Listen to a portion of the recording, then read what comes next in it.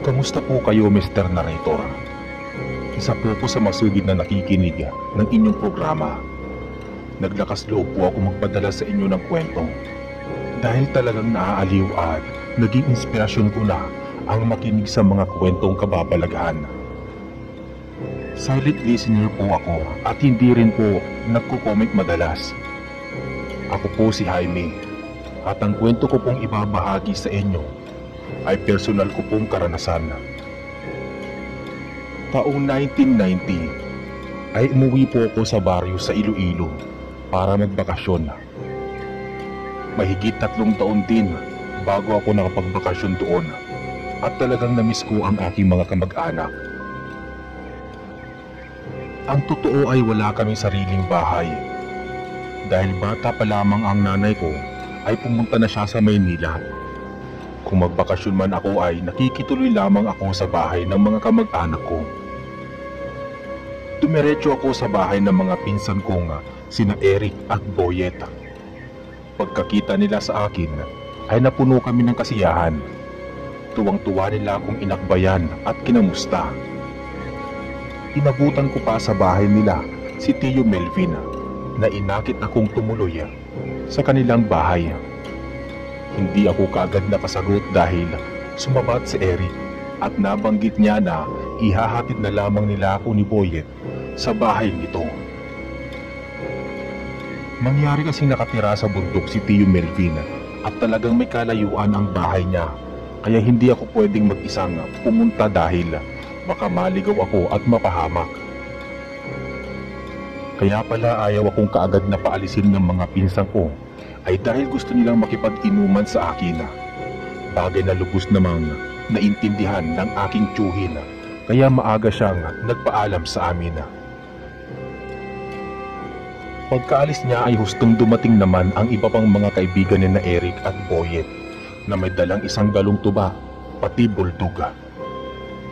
Mukhang planado ang pag-inom at tila mapapasabak ako ng matagal-tagal sa inuman. Noong mga panahong yun ay nasa kabataan pa ang mga edad namin at mga kalakasan pa namin uminom ng alak. Nagsipagluto na din sina Eric at Boyet ng aming mapupulutan. Pagkatapos ay inilapag na nila sa mesa. Ginataang bayawak at pritong sawa ang mga iyon na nahuli nila sa gubat. Mabuti na lamang ngayon at dumating ka na. Matitikman mo kung gaano kasarap ang bayawak at sawa. Para ka lamang kumain ng manok neto, sabi ni Boyet.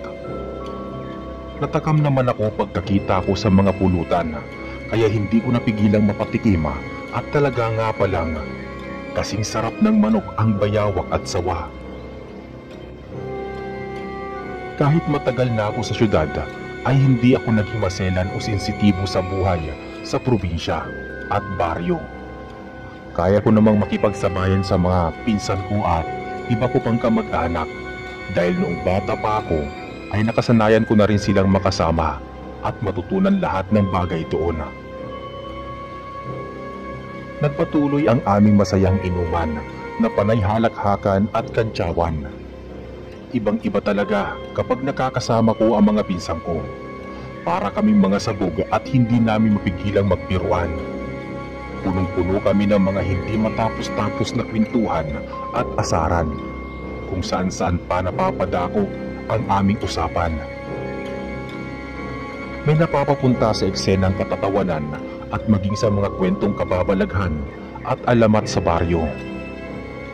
Hindi mawawala ang kwentong aswang na nagpatindig sa aking mga balahibo. Doon lamang nagiging seryoso ang usapan namin dahil hango sa tunay na karanasan ang ipinabahagi ng mga pinsang ko, pati ng mga kaibigan nila. Hindi namin kaagad na malayan na naubos na pala namin ang 1 galong tuba. Kaya't mayat maya akong tinatawag ng kalikasan at pabalik-balik ako sa palikuran.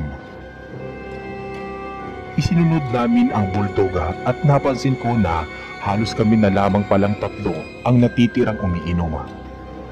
Umalis na pala ang mga kaharap namin sa inuman at umuwi na sa kanilang mga bahay.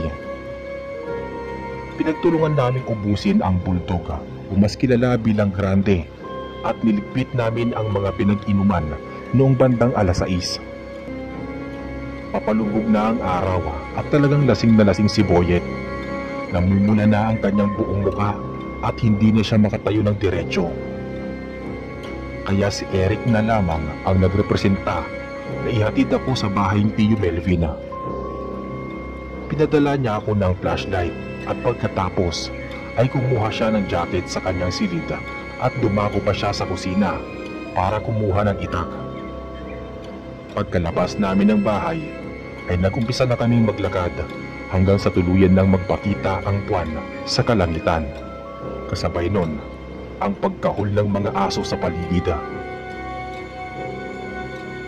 Pakiramdam ko ay nahulasan na ako sa matagal naming paglalakad at nawala na ang alkohol sa aking buong katawan. Bumalik ako sa sirkulasyon at parang wala akong nararamdamang anumang pagkahilo o pananakit ng ulo. Umakyat kami sa bundok at marami kaming nadaan ng mga puno, lalo na ang puno ng balite. Talagang nakakatakot at sobrang laki ng puno. Kung ano-ano tuloy ang pumapasok sa isipan ko noon. Sumagi pa sa isip ko ang mga duwende, kapre at tikbalang, maging mga laman lupa na nakatira sa punong yun. Maya-maya pa, walang ano-ano, nakarinig ako ng mga pagaspas ng ibon at kasabay nun ay may sumitsit sa aming dalawa. Kinabahan ako at binalak kong lumingon sa paligid subalit sinaway ako ni Eric. Huwag mong papansinin ang mga naririnig mo at dumiretso ka lamang sa paglalakad. Sabi niya. Kahit malakas ang kabog ng dibdib ko ay pinilit ko lamang na magbingi-bingihan sa mga naririnig ko. Hindi naman nagtagal ay nawala na din ang mga ingay na aking naririnig sa paligid. Habang naglalakad kami ay pakiramdam ko ay napakalayo pa rin ng bahay na kinatitirikan ng bahay ni Tio Melvin. May mga talahiban, kakahuyan pa kaming nadaanan at talagang nakakatakot doon. Iniisip ko pa na baka may mga ligaw pang mga hayop sa paligid kaya talagang nag-iingat ako sa bawat paghakbang. Hinihingal na din ako dahil hindi ako sanay maglakad ng sobrang layo. Pinahid ko ang noo ko dahil nabubuo na rin ang mga pawis ko. Dire-diretso pa rin kami sa paglalakad hanggang sa huminto si Eric. Nauuhaw ako. Mabuti pa huminto na muna tayo doon sa bahay ni Aling Pasing at mag-inom tayo ng tubig. Sabi niya. Sumang-ayon na lamang ako dahil kahit ako ay napapagod na din sa aming paglalakad. Medyo malapit-lapit na rin ang bahay ng matanda sa aming tinatahak na daan kaya madali naming nasumpungan ang bahay nito. Kilala ko si Aling Pasing dahil malapit siya sa aming pamilya at tinuturing na rin siya naming kapamilya ng mga pinsang ko. Hindi nagtagal at nakarating na din kami malapit sa bahay nito. Saglit kami napatingin sa may bubong ng bahay at napansin naming may babaeng mahaba ang buhok na nakatuwad doon na para bang may sinisilip sa loob. Ibang klase din si Aling Pasing, no? Gabi na napakasipag pa at talagang umaakyat pa sa bubong. Sabi ni Eric, matibay pa palang tuhod niya. Bika ko naman. Lumapit pa kami sa may bakuran at kinausap ang matanda sa bubong. Aling Pasing, napakasipag niyo naman. Pwede po ba kami makiinom sa inyo ng tubig? Pagod na po kami sa paglalakad ng pinsang kong si Jaime at papunta po kami sa bahay ni Tio Melvin. Bika ni Eric. Nagulat ang babae sa bubong at saglit siyang tumigil sa kanyang ginagawa. Hinanap niya kami at ganoon na lamang ang kinagulat namin nang makita ang kanyang muka. Nanlilisik ang kanyang mga mata, nangingintab ang buong katawan at talagang mahaba ang kanyang dila. Kinabahan pa kami dahil nakadipa ang kanyang mga kamay. Pagkakita niya sa amin ay para siyang nataranta at sa palagay ko ay nakaramdam siya ng panganib. Dali-dali siyang gumapang sa gilid ng bubong na parang alupihan at mabilis na lumundag. Pagkabagsak niya sa lupa ay kumaripas siya ng takbo at naglaho sa mga ligaw na halaman sa likod ng bahay. Halos hindi kami makapagsalita ni Eric sa aming mga nakita. Noon lamang ako nakakita ng ganoong nilalang sa buong buhay ko. Nahimasmasan lamang kami nang lumabas sa pinto ang apo ni Aling Pasing at pinapasok kami sa loob ng bahay. Sumunod kami sa kanya at binigyan niya kami ng isang basong tubig. Pagkatapos ay kinausap namin si Aling Pasing ukol sa nakita naming babae sa bubungan nito. Nagkatinginan ang maglola at kita ko ang sindak at pagkabahala sa kanilang mga mata. Hindi inakala ni Aling Pasing na may nagmamatsyag na pala sa kanilang aswang. Pinayuhan nila kami na doon na magpalipas ng magdamag, subalit hindi ako pumayag dahil baka mag-alala at magtampo si Tio Melvin. Kaya pagkatapos namin makapagpahinga ng kaunti, ay nagpasalamat kami at nagpaalam na rin kami sa maglola. Nagpatuloy kami magpinsan sa paglalakad nang makaramdam ako ng panghilab ng tiyan. Tinatawag na naman ng kalikasan at naiinis ako at talagang hindi pa kami pinapasapit sa bahay ni Tio Melvin bago ako makaramdam ng sakit ng tiyan. Hindi ko na napigilan at naghanap ako ng lugar na pwede akong magbawas. Pumwesto ako sa isang sulok habang si Eric naman ay kumuha ng sigarilyo at tumayo sa di kalayuan habang nakamatsyag sa paligid. Sigurado ako na ang tuba ang dahilan kung bakit nasira ang tiyan ko. Mahina ako at hindi sanay sa ganoong inumin. Malapit na ako makatapos noon nang makarinig ako ng huni ng manok. Kakaiba ang ingay na nililikha nito dahil hindi ito tumitilaw. Kasabay pa nun ay medyo humahalinghinga sa paligid. At may narinig pa akong kumakalansing. Nakakapangilabot at sa palagay ko pa ay malapit lamang sa pwesto ko ang mga naririnig kong ingay. Kaya dali-dali akong kumuha ng dahon na ipahid ko sa aking putan at itinaas ang pantalong ko. Pagkasarado ko sa aking zipper ay mabilis akong lumingalinga sa paligid. Napalunok ako at hindi talaga makontrol ang malakas na dagundunga ng aking dibdib. Maya-maya pa, narinig ko ang tinig ni Eric sa di kalayuan. "Insan, dali ka na! Magmadali ka na!" Sa tono ng pananalita niya ay para ba siyang kinakabahan, kaya naisip ko na marahil kailangan na nga naming makarating sa bahay ni Tio Melvin. Hinanap ko si Eric at sinabi ko sa kanya ang mga naririnig ko. Saka kami nagmamadaling lumakad sa kasukalan. "Huwag ka na lamang maingay. Pagpatuloy ka na lang sa paglalakad.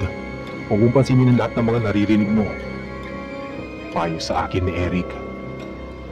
Maya-maya ay natanaw na namin ang bahay ni Tio Melvin. Lumapit pa kami sa may bakuran at biglang kumahol ang alagang aso niya. Biglang lumiwanag ang bahay at lumabas ng bahay si Tio Melvin na may dalang itak. Pagkakita niya sa amin ay inimbitahan na kami pumasok sa loob ng bahay. Isiniwalat namin magpinsan lahat ng mga karanasan namin sa bundok bago pa kami makarating sa kanyang tahanan. Nagtataasan pa ang mga balahibo ko sa buong katawan habang ikinukwento ko ang mga tagpong yon. Kung saan nakaengkwentro ako ng mga nilalang at mga ingay na hindi ko mapaliwanag. Matapos namin magsalita ay siya naman ang nagpaliwanag sa mga kababalaghang nagaganap. "Alam niyo mga pamangkin, ang lugar na ito ay pugad ng mga engkanto at aswang. Maraming aswang ang naglipana dito sa bundok. Kaya karamihan ng mga nagagawi ditong naliligaw ng mga tao ay hindi na natatagpuan pa. Maswerte kayo at alam ninyo ang daan, kung hindi, nako, baka nawala na kayo dito sa bundok." Tumahimik kami at sa puntong yon ay muling nagsalita si Tio Melvin. "O ano, kumain na ba kayo?" "Okay lamang po. Matagal-tagal din po kami namulutan kanina. Kaya hanggang ngayon po busog pa po kami," paliwanag ni Eric. "O siya, sige. Kapag inaantok na kayo, pumasok na kayo sa isa ko pang bakanteng silid. Kasya naman kayo dyan." at itinuro niya ang isa pang silid. Mabilis naman kami nagpasalamat at pagkatapos ay iniwan muna niya kami at nagtungo siya sa kanyang kwarto. Hindi nagtagal at nagpahinga na kaming dalawang magpinsan. Halos patla ako sa kama at talagang doon ko na lamang naramdaman lahat ng pagod ko. Hindi ko na namalayan kung ano pa ang oras na nakatulog ako. Pero maaga pa kami nagising ni Eric dahil nahihiya kami kay Tio Melvin na tanghaliin sa paggising. Inabot kami ng 3 araw sa bahay ni Tio Melvin. Tumulong kami sa kanya sa mga gawaing bahay at kami na rin ang nagluto ng aming mga makakain. Hindi kami naging pabigat at masaya naman kaming nananatili doon. Kahit limitado lamang ang aming mga pinagkakaabalahan. Isang araw ay may dumating siyang bisita. Isa iyong babae na nagpakilala bilang mapapangasawa ng malayong kamag-anak ni Tio Melvin. Inimbitahan niya si Tio Melvin, pati kaming dalawa ni Eric na dumalo sa kanyang kasal. Natuwa naman kami ang mukhang mabait ang babae, kaya naman ganoon na lamang ang pasasalamat namin magpinsan. Alam ni Tio Melvin ang lugar ng babae kaya naman pinaunlakan niya ang imbitasyon nito. Nagpasalamat ang babae at pagkaalis nito ay kinausap kami ni Tio Melvin. Mag-ingat kayo pagdating natin sa kasalan at ang lugar na pupuntahan natin ay pinaliligiran ng mga aswang. Wika ni Tio Melvin. Sumang-ayon kami ni Eric. Sa buong araw na iyon ay katulad pa rin ng dati ang mga ginagawa namin. Naglilinis kami ng bahay, nagsisibak ng kahoy na panggatong at nagluluto ng aming mga makakain.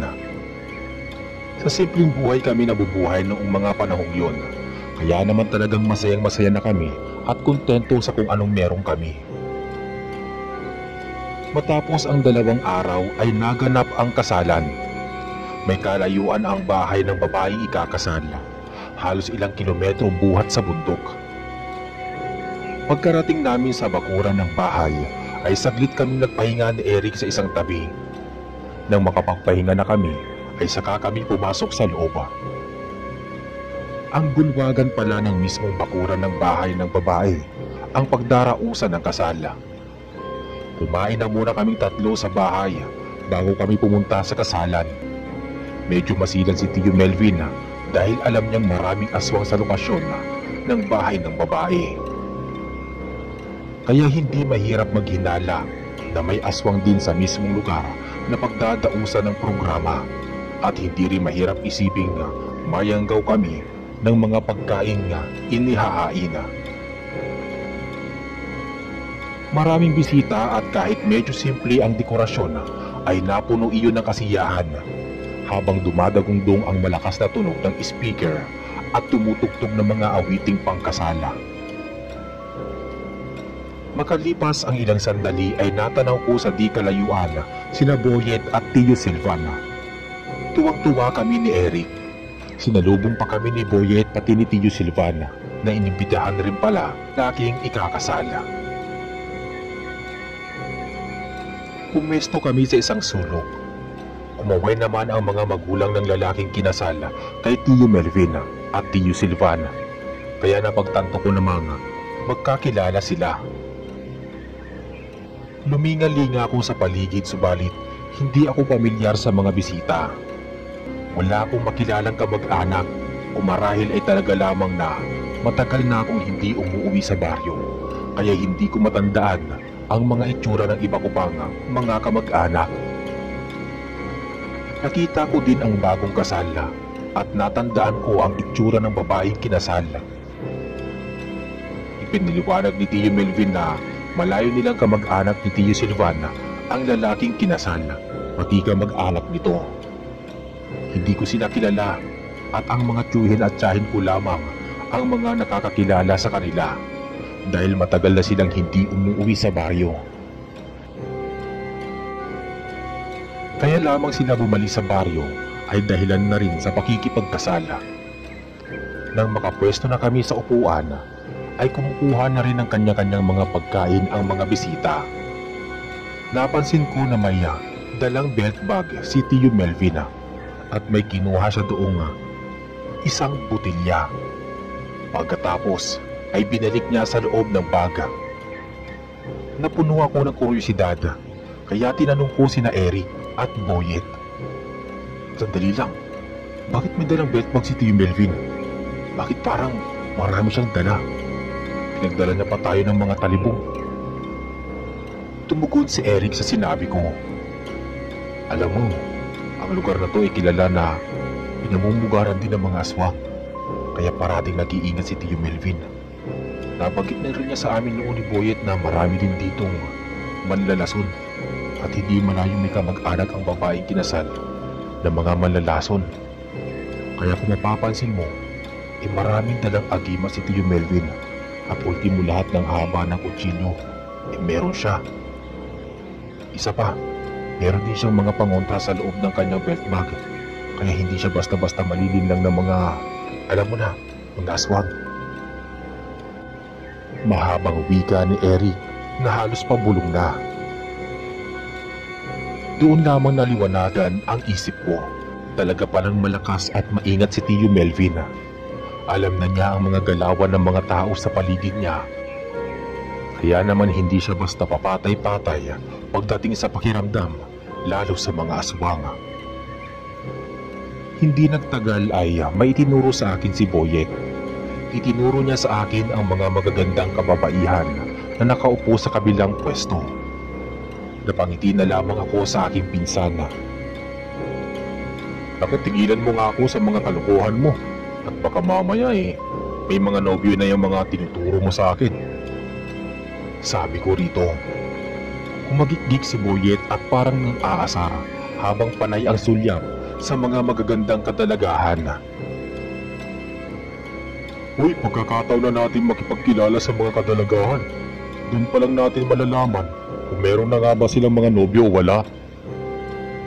Sumagot ako sa sinabi niya. Uy Boyet, umayos ka nga na pag-uugali mo. At baka malaman ng nobya mo ang mga katarantaduhan mo, sige ka. Alam ko ay matagal nang may nobya si Boyet at nagpaplano din siyang pakasalan ang babae. Kailangan lamang niyang makaipon ng pera. Sa puntong iyon ay sumuko na si Boyet at hindi na siya nagpumilit na makakilala pa ng ibang babae. May takot din siya sa nobya niya dahil may pagkasilosa ito at matapang. Makalipas ang ilang sandali ay nakaramdam ako ng pag-ihi, kaya tumayo ako at may nakasalubong akong lalaki. Tinanong ko ang palikuran at mabilis niya iyong itinuro sa akin. Nagpasalamat ako at mabilis na lumakad. Pagkadating ko sa may palikuran ay eksaktong walang tao. Napaswerte pa ako. Nang makatapos na ako sa pag-ihi at makalabas sa palikuran, maya-maya ay may napansin ako sa paligid at labas ng palikuran. Nandoon ang isang pamilyar na mukha na may kasamang 3 kalalakihan. Paglingon ng matandang babae ay talagang kinilabutan ako nang makita ang mukha niya. Sumagi sa alaala ko ang babaeng nakita namin ni Eric sa bubong ng bahay ni Aling Pasinga. Siya ang babaeng nakita namin.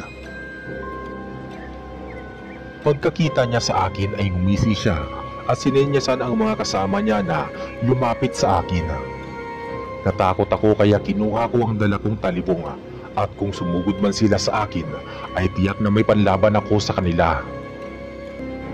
Maya-maya ay dumating sina Eric, Boyet at Tio Melvin at Tio Silvan. Bagyang napatras ang matandang babae, pati ang mga kasamahan nitong lalaki. Umiwas sila sa akin, lalo pat may iba na akong mga kasama na panay lalaki. Sinabi ko kay Tio Melvin na gusto akong atakihin ng matandang babae, pati ng mga kalalakihan. At dahil doon ay kinuha ni Tio Melvin sa kanyang belt bag ang isang botilya. Pumupulo iyon kaya namilog ang mga mata ni Tio Melvin. Sinasabi ko na nga ba, mga aswang kayo. Kanina pa kumukulo ang lana na to simula pa nang maupo kami sa may mesa. Lahat ng mga nandito ay aswang. Bulyaw niya. Binuksan niya ang takip ng lana at isasaboy na sana sa mukha ng matandang babae, pati mga lalaki, nang magsigawan silang lahat at kumaripas ng takbo. Hinabol namin silang lahat at tumakbo sila sa babaeng kinakasal, at doon ay nagsumbong ang mga to. Pinagtinginan kaming lahat ng mga bisita doon at talagang napahiya kami, pero buo ang loob ni Tio Melvin na harapin ang ama ng ikakasal. Maya-maya ay bumalik sa sirkulasyon ang kasalan, kaso panay pa rin ang tingin sa amin ng mga tao. Pinagbubulungan pa nila kami na parang kami ang nagsimula ng kaunting kaguluhan. Lumapit ang lalaking kinasal palapit sa amin, hanggang sa lumapit na din sa amin ang ama ng babaeng kinasal. Kinausap ng ama ng kinasal na babae si Tio Melvin at Tio Silvana. Pwede ba? Respeto naman ninyo ang kasal ng aking anak at huwag kayong gumawa ng gulo. Nakakahiya sa mga bisita. Matiin at puno ng galit at pabulong na wika ng ama ng babaeng kinasal. Tumugon si Tio Melvin. Alam na namin kung saan kami dapat lumugar. At isa pa, hindi kami nagsimula ng gulo kung hindi ang matandang babae at mga kasama nitong mga lalaki. Gusto mo bang malaman kung anong ginawa nila? Sabi ni Tio Melvin. Hinamon niya ang ama ng babaeng kinasal. Maya-maya ay hindi nakasagot ang ama ng kinasal na babae at nanahimik na lamang siya sa kanyang kinatatayuan. Para siyang napahiya ng mga oras na yun. Sumabat sa usapan si Tio Silvana. Mawalang galang na sa inyo pero aalis na kami bago pa may mangyaring hindi ka nais-nais. Salamat na lamang sa pag-iimbita sa amin ng mga ikinasal. Wika ni Tio Silvana. Maglalakad na sana kami pero pinigilan kami ng lalaking kinasala. Kita ko ang malasakit at habag niya sa amin. Sandali lang ho. Hindi po yata kayo kumakain. Kumain na po muna kayo bago umalis. Saka, kalimutan na lang po natin ang nangyari. At alam nyo na, magpakasaya tayo sa aming kasal. Wika ng lalaki. Umiling si Tio Melvina. Hindi na iyo, maraming salamat na lamang. Banggitin mo na lamang kami sa iyong mga magulang. Sige na, paalam. At pagkatapos nun ay dire-diretso na kaming naglakad palabas sa bulwagan. Hindi na rin kami napigilan pang umalis ng lalaking ikinasala.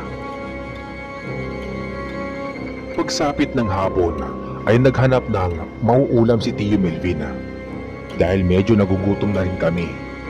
Pinagtiyagaan namin kumain ng sinabawang talbos ng kamuting kahoy, naging ulam namin sa kanina.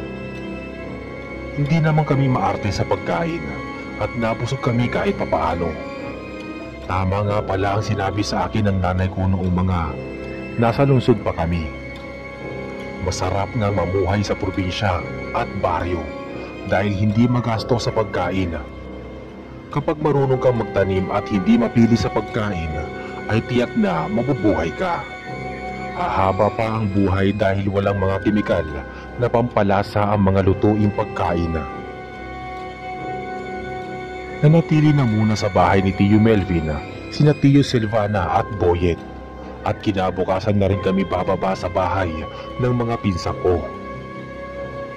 Sumapit ang hating gabi at may kumakatok sa pinto ng bahay. Mahina ang pagkahol ng aso kaya medyo kinakabahan ako dahil mukhang may masamang mangyayari. Bumangon ako sa higaan at nakasabay ko rin ang umangat sina Eric at Boyet. Lumabas kami ng silida at nakita namin si Tio Melvina na may nakasukbit na talibong sa tagiliran, habang si Tio Silvan naman ay may dalang itak. Pagkakita namin sa Tio Silvan ay sinenyasan niya kami nga bumalik sa higaan. Pero nagmatigas kami at kumuha kami ng mga kutsilyo sa kusina at sumunod kami sa may sala. Binuksan ni Tio Melvin ang tarangkahan ng pinto at bumuhat sa harapan niya ang matandang babae kasama ang ilang kalalakihan.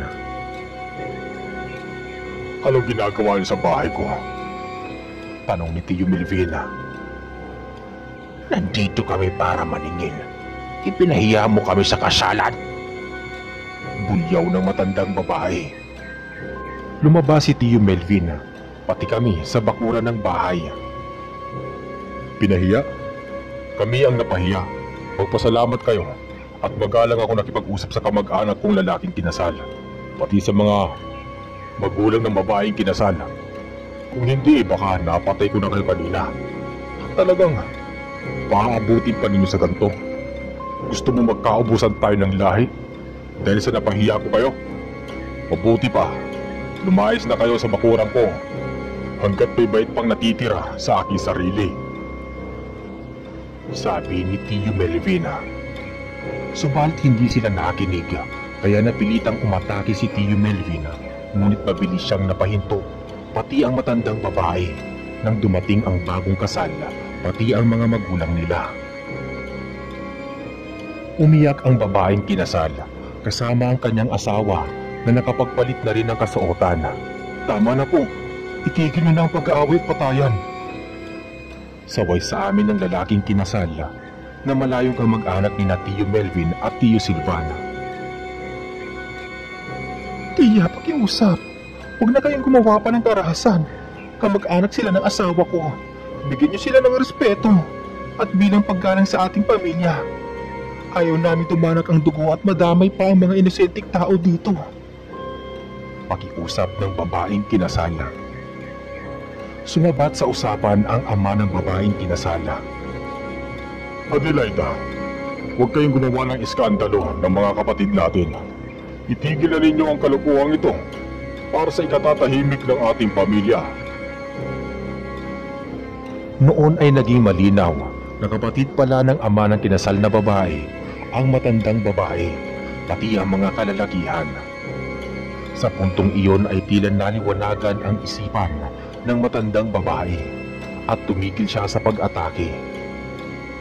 Hindi siya nagsalita at hindi rin humingi ng tawad. Lumapit sila sa mag-asawang magulang ng babaeng kinasal. Maya-maya, nagwika ang ina ng lalaking kinasal at sinabi niya nga, "Pasensya na kayo Silvan at Melvin ha. Pati ang mga bata ay nadamay pa. Hayaan ninyo at hindi na ito mauulit pa." Ayos lamang yun. Basta ba lulubayan na kami ng mga aswang, sabi ni Tio Melvin. Matapos ang mga engkwentrong iyon ay umalis na ang pamilya ng mga aswang nang mapayapa.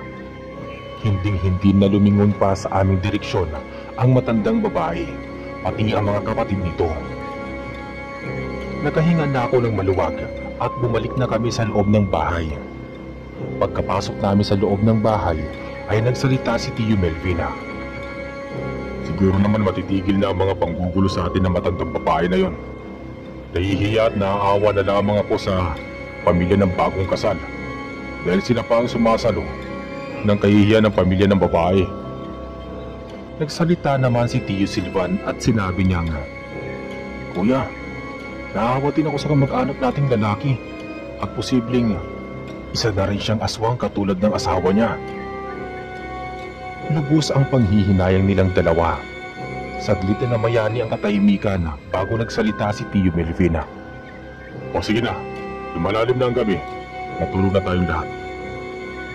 Sumang-ayon kami magpipinsan at pumasok na kami sa loob ng bahay. Inakala ko na doon na matatapos ang buhay ko. Tumatak talaga sa isip ko ang hating gabing yun. Dinig na dinig ko ang mga paghilik ng dalawa kong pinsan. Halos hindi ako nakatulog na maayos sa magdamag sa kakaisip ng mga nangyari. Kinabukasan, hindi pa kami umaalis dahil gusto pa ni Tio Silvan na makasama si Tio Melvina. Matagal-tagal din kasi silang hindi nakakapag-usap at nagkita dahil madalang bumisita si Tio Silvana kay Tio Melvin sa bundok. Kaya naman pinagbigyan namin silang magpipinsana. Kinahaponan ay nanguha kami ng kahoy na panggatong. Napadaan kaming magpipinsan sa isang koprahan nang may mapansin kaming umpukan. Merong mga babaeng nakaluhod kasama ang ilang lalaki na may pinapangus na kung anong pagkain. Hindi nagtagal at nagulat kami nang lumingon ang mga tao Punong-puno ng dugo ang kanilang mga bibig. Nanlilisik ang mga mapupulang mga mata at naglalangis ang kanilang mga balat na parang mga taong grasa sa sobrang kaitiman. Malalago din ang mga balahibo nila sa buong katawan. Nagimbal kami sa aming mga nakita at hindi ko pa inaasahan na sa ganoong oras at pagkakataon pa, muling makakaharap ang mga aswang na to. Umangil sila at tinignan kami ng masama. Inilabas namin ang mga dalang itak nang bigla nila kaming sunggaban. Isa na isa silang umatake sa amin at nabitawan namin ang mga dalang kahoy.